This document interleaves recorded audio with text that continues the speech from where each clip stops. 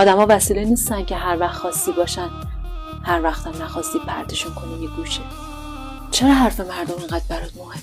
گور بابای حرف مردم.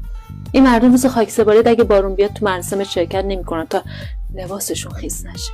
اگه فکر کردی یه چیزی رو از ته دل دوست داری، هیچ وقت ولش نکن، چون ممکنه دوباره تکرار نشه. چیزی که غلطه. هر کی میخواد گفته باشه، هر جام نوشته باشه. ببین، دنیا همه رو زمین میزنه، اونی سرش بالاست که کلک تو کارش نباشه. میدونی چیه مامان؟